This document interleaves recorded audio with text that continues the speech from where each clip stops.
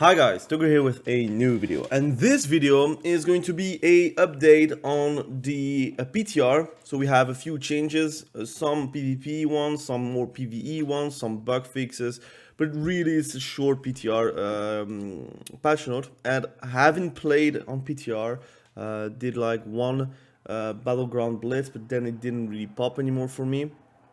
But I'm still trying a lot of things, a lot of classes, and I'm going to give you my subtlety and outlaw rogue previews very soon. But I'm actually waiting for a few changes here and there.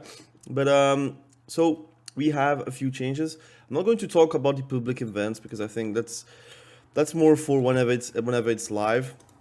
Mythic Plus, why not? The following dungeons are available for testing, so if you want to test it out on the PTR, you can do Dawn of the Infinites, both of them, Waycrest Manor, Atal Dazar, Dark Heart Ticket, and Blackrook Hold. I think the ones that have the most talk is about the Cataclysm dungeons and how they're going to be done, but I think, again, Blizzard is going to do good, I think, for Mythic Plus. I think the Mythic Plus problems are not really the dungeons itself. I think it's more about sometimes the how it's called, the affixes, and the LFG system, again the same as PvP, where it's more elitist and you are going for the meta, and not every single class can have a chance to play except if you have friends, but whatever. Class changes. Those are like the more exciting ones. I'm excited about the druid one actually. Heart of the Wall has been updated. So now additionally reduces the cast time of balance spells by 30%. So now it will give you a haste buff kinda, and increases their damage by 20% instead of 30%. That's alright because we got a buff for Wrath and Starfire as a resto druid, so you can do and deal some good damage. I think the only problem I see is that you have to go Moonkin to do that, and whenever you're tree form, you can actually do like instant Wraths, like I did on the BG video on my resto druid. You can see that you can play very aggressively at times, especially in BGs where, again, dampening is not here, so you can actually heal and also do damage without any problems. And generate 1 combo points per 2 seconds while in cat form. That's actually super good, because I think the problem for Feral Affinity resto druids is the generation of combo points, because your energy is not ticking as fast as, like, let's say, a Feral Druid. So that will help. But I think the most thing that could help for Heart of the Wall is putting it in a like 2-minute CD or 3-minute CD instead of a 5-minute CD. I think 5 minutes is way too much. I prefer it to be shorter duration, like for example 30 seconds, and you have like a 3 or 2-minute CD, than a full minute of Heart of the Wild with a 5-minute CD. Especially in PvP. In PvE, maybe it's different because you have resets every single raid encounter. I don't know about Mythic Plus, but it would be probably better if you actually just nerfed the CD, the duration, and buffed the actual CD by giving it a higher uptime overall by decreasing the CD of that spell. Now we have also something very interesting.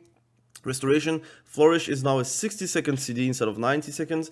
I think that's obvious because it is nerfed. It's a nerf state.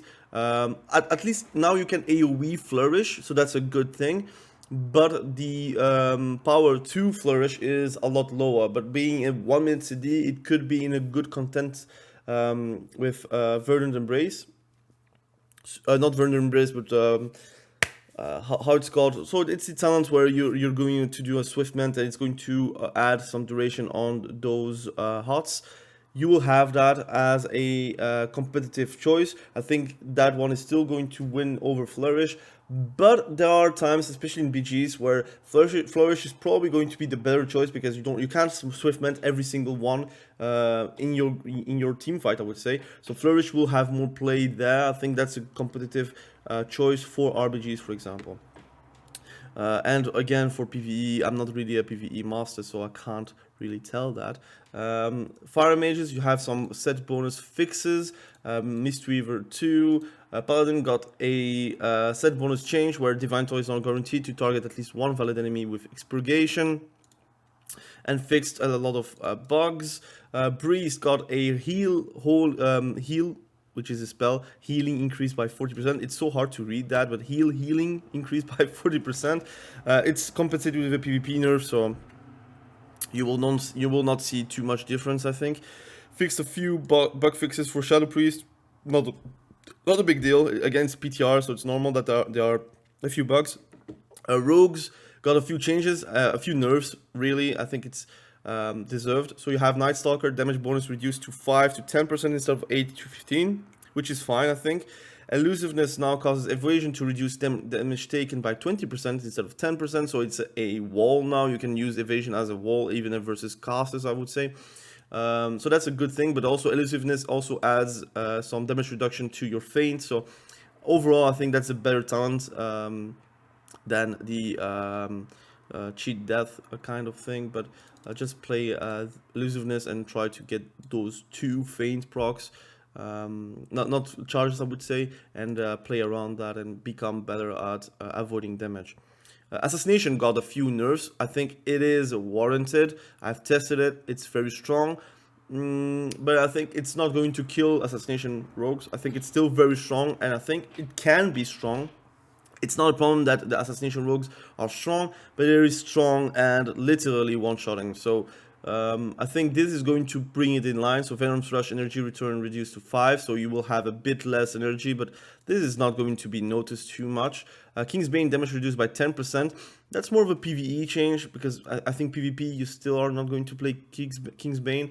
Personally, I will try to make it work with King's Bane because I love that talent, but it's also easily countered by any spec that can actually remove physical and poison effects really easily. So again, you have to play around that. Internal bleeding damage reduced by 20%. I think it's logical since you can now apply it with kidney and rupture. So your uptime on internal bleeding is very high and you will have significant damage with it.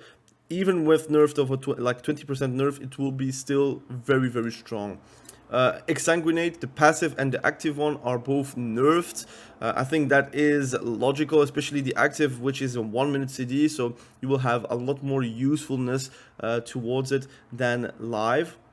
I think live it's a 2-minute CD, or is it a 3-minute CD? I don't remember, but this is going to be quite interesting. Personally, I prefer the active than the passive, and I hope they keep the active instead of the passive. But the passive is going to be with an energy threshold of 450.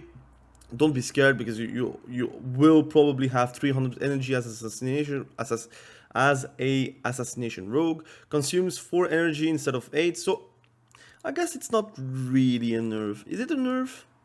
But the duplicate is 25%, so I think it's an overall nerf. It will be more manageable to use it, to get used to the passive of Exsanguinate. I think it's not really too much applied in PvP, but we'll have to see. I think it's still good to have the active one. I think the active one is more fun. So now it consumes less energy, but will duplicate also less damage. Elaborated planning is going to be removed, so that is the talent that is going to improve your damage every time you're going to use a finishing move.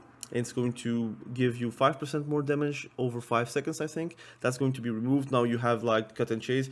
So basically, whenever you're going to do an envenom, you're going to augment the slice and dice buff by X amount of seconds. I think it's also still a good talent. I think that talent is removed because I think it's too cluttery, I think. It's also just free damage, pretty much. So I think it's alright to remove it. Outlaw Rogue got a nerf on that, but I think it's logical. Marked for Death now no longer benefits from the cooldown reduction effects of Restless Blades. So basically you could have had Marked for Death the 15% increased damage up for all the time of your match. So you will have no downtime. I think that's a good thing that it is removed, because again, you don't want to base your whole kit around a CD. You want to nerf the CD so you can actually adjust the whole kit towards buffing it instead of nerfing it. I think it's a better thing. Subtlety Rogue, the same. I think it's more of a buff.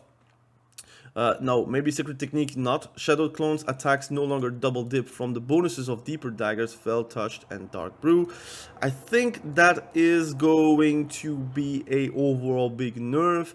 There is a way where you're playing without Secret Technique, but I think Secret Technique is still going to be a good ability to press, to do, and to deal a lot of damage. But the good thing is about subtlety right now, you can actually deal a lot of damage with just combo points, builders, and also your spenders like Eviscerate.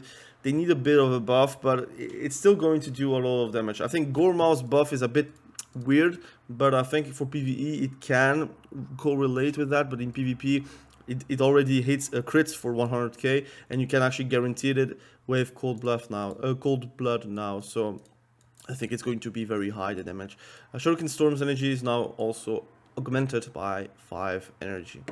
You have a few buffs for Shaman. Restoration Shaman, Riptide is buffed by 30%, and Unleash Life healing increased by 40%, so your instant healing is a lot higher. I don't know if it's compensated for PvP, I didn't see it, but it's going to be quite interesting to see whenever it's live on 10.2. I don't know if they're going to keep it. Demonology Warlock Imp Gang boss has been redesigned. Summoning a wild imp has 15 to 13% chance to summon a Imp Gang boss instead. And Imp Gang boss deals 50% additional damage, and implosions from Imp Gang boss deal 50% increased damage.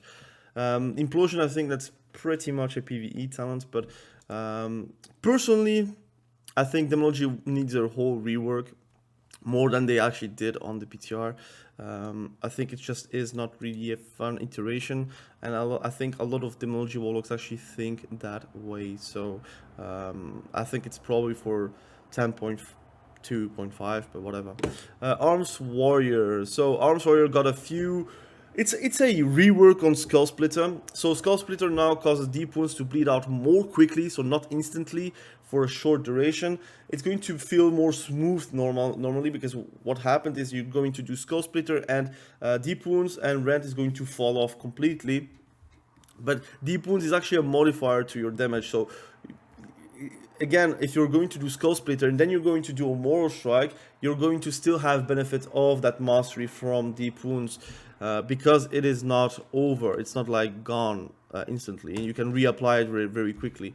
Tide of Blood now also causes your rend on the target to bleed out 100% faster for 10 seconds. So again, it's going to be a whole other way to play the rend build, the bleed build, I would say, for Arms Warrior. Does it feel like it's going to be an overall nerf? We will have to see. I think that's overall a win. I personally didn't like whenever it's got expired like completely, because then you have to reapply rend, which is not very hard to reapply, but it's still something you have to press instead of pressing, like, let's say, overpower or more strike or whatever you can actually press to deal good damage. And they have like a big nerf. This is a big nerf. So Ignore Pain interaction with Rage Spent mechanics has caused its use to deviate from the intent as preemptive mitigation into an offensive rotational ability. The problem is this is more of a PvE kind of thing. We do also use it. I do also use it to actually get some overpower procs. So that's really sucks. So Rage Spent on Ignore Pain no longer contributes to anger management, which is also a big nerf. Tactician, which is also a big nerf, and Test of Might, which is more of a PvE thing.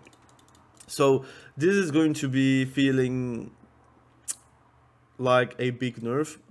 You will see that you will have less overpower procs. It is what it is. Are we worse without it? We will feel worse. I don't think it's going to be a meta changing thing, but it's going to be annoying, because you will expect an overpower proc from Ignore Pain, but now it will not do that, so you cannot really press it to get a overpower proc. Druids, a Restoration Druid, they have a PvP buff, which is actually insane. I like this. This is reminding me of Shadowlands, the legendary, whenever you're shape-shifting, you're gaining Heart of the Wild for 15 seconds once every 1 minute. And that's actually big, because I don't think you have to get Heart of the Wild, the talent. So you're going to effectively gain a big talent for 15 seconds every 1 minute. So Call of the Elder Druid, when you shift into a combat shapeshift form, for example, Moonkin form, for example, cat form, even bear form, you will gain Heart of the Wild for 15 seconds once every 1 minute. So now in 2v2s, Feral Affinity can work and do fantastic, especially with the SPEC tree, where you can actually get Master Shapeshifter pretty easily. you will have to drop a point for it, like a choice node, but that's not a problem because you can take it and then you will deal a lot of damage. It's going to be feeling a lot better to deal damage in twos. In threes and in RBGs, we will have to see how it's going to be. I think Heart of the Wall is a pretty big thing, especially for like bear form. If they're going on you and you have Heart of the Wall, you're pretty much not going to die. This is going to be my PvP talent. I think if I'm playing Resto Druid, this is going to be insta-locked. Unfortunately, you don't have that as a feral druid or a balanced druid. Would have liked it to be able to shapeshift into human form, I would say, as a feral druid and have, like, let's say a healing buff. I don't know. I know that what I'm saying is like you're getting Heart of the Wild just by shapeshifting into human form, but I mean you don't have Tree of Life on the class tree, so it would have been good to have Heart of the Wild to actually increase your healing as a feral, but I don't know. We'll have to see. Disentanglement is actually a good talent, in my opinion, for anti-slows and anti-roots, I think. It does anti-root or not? I think it's anti-slows. So you put it on your warrior, for example, and he doesn't get slow, or like every tick is going to dispel slows, even physical ones, and that's actually very strong. Now reduces the mana cost of effluences by 40%. So you pretty much are not going to lose mana by casting it. It's still like a PvP talent, so you have to sacrifice something, but there are matches versus frost mages where you're constantly slowed and you cannot really dispel every single slow to from your warrior or from your DK or whatever. So putting in efflorescence really helps to actually catch up. Also on yourself, so you don't have to shapeshift every single time to actually be faster. Priest. So you see there is a heal nerf. It's an overall nerf, to be honest. It's no longer increased by 57% and it got a 40% nerf buff, so it's an overall nerf on heal, which is kind of weird, but I think it's a reset of the actual modifier. We'll have to see. A rogue superior mixture is now 50% effective in PvP combat, so that's the 10% slow extra on crippling poison, which is a new talent on the class tree that is going to get reduced by 5% in PvP. So instead of 10%, it's going to be 5% increased slow. It's a nerf, but it's an easy talent to take, and pretty much it's an extra effective, again, passive that you will get on a poison that you always use anyway. So it's going to be quite nice still, but it's a nerf.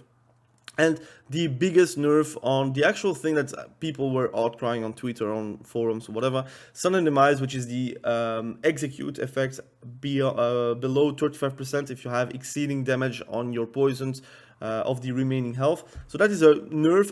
I think it's still strong. It will still feel like a touch of death, but we'll have to see. Sudden Death now has a health threshold of 10%. I think it should be 5%, to be honest. And even then, 5%. How many times you saw someone 1% health HP and he survived? But anyways, 5% would be nice, but I think 10% is alright. The health threshold is now 10%, is of 35%, so it's going to feel a lot worse for Assassination Rogue. But again, I think it's very gimmicky. I think it should be 5% and leave it out of PvP, in my opinion. I think Assassination Rogues are very strong even without it. And bleed damage requirement are 250% of remaining health, which is quite easily attainable with 10%. So the remaining health is a lot lower than 35%, so it will be easier to achieve. It's a touch of death, to be honest. It's really a touch of death. You should see it like that. And bleed damage requirements of 250% of remaining health in PvP combat. And you should imagine someone can blink with like the poisons on himself. He's 10% HP and the remaining is too high. He's going to die from afar. So I think they kind of need to rework it for PvP. I understand that it's a very fun talent, but I think if you nerf this, it actually makes the other kits and the other spells not nerfed. Because if you're nerfing the other part of the kit because of that talent, then it feels really bad. I think it's preferred to actually nerf that talent to the ground. Again, I'm very sorry, Assassination Rogues. I'm also going to play Rogue. I think the rework is fantastic, but I think it's better to nerf just one talent instead of the whole kit to accommodate to that one talent, which is already very gimmicky. So overall, I think it's a good update. The video has been longer than I would know, but I give my opinion to every single point. So So hopefully you do enjoy the opinion I can give. If you watch the whole video, please comment below that you already watched the whole video and you enjoyed the video. If you enjoy those kinds of updates, please let me know so I can know that I'm going to do those updates way faster. Again, I know I'm not just reading the talents and the changes. I'm actually giving my opinion behind it, so you actually understand what my thought process is. And sometimes a change feels less of a change whenever someone actually explains how big the change is. I think, for example, druids having those changes like Call of the Elder Druid is a big thing to the fun factor that a healer could have in PvP for 2s, 3s, RBGs, solo Q RBGs, and also just normal modes like random BGs. Anyways, thank you for watching this video. Really appreciate you. Be sure to subscribe to the channel if you haven't done that yet, and we will catch you probably very soon in the next video. Have a great day. Bye.